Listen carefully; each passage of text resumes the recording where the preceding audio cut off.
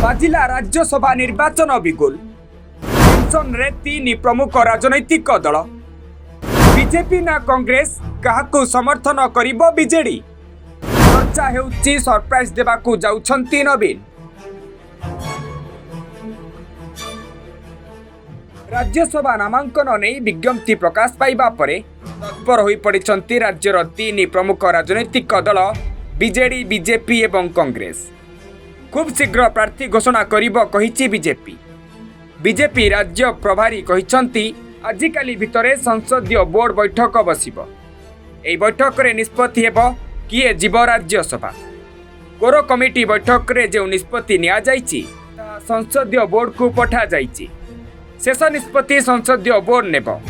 मार्च 5 तारिख आगरू प्रार्थी घोषणा हेबो बोली कहिछंती बीजेपी राज्य सभापति मनमोहन सामल। सेपटे राज्यसभा काहाकू प्रार्थी करिबो बीजेडी से नहीं नवीन निवास रे दल सभापति तथा पीएससी अध्यक्ष नवीन पट्टनायक अध्यक्षतार अनुष्ठित हेबो। बीजेडी महिला सभापति स्नेहांगिनी छुरिया कहिछंती राज्यसभा निर्वाचन रे नवीन सरप्राइज देबे। काहाकू प्रार्थी कराजिबो से निष्पत्ति नवीन पट्टनायक नेबे। खूब शीघ्र प्रार्थी घोषणा हेबो। किंतु एहारी भितरे बीजेडी नेता बड़ बयान देइछंती। से कहिछंती जेउमानंकु साधारण निर्वाचन रे टिकेट रु वंचित करा जाइथाय सेमानंकु राज्यसभा पठा जाए। दल रे एभरी अनेक नेता अछंती जेउमानंकु राज्यसभा प्रतिश्रुति दिया जाइछि।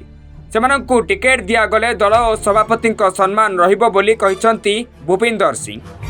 सेपटे संख्या नथाई मध्य राज्यसभा निर्वाचन प्रसंग रे मत रखिछंती पीसीसी सभापति भक्तचरण दास।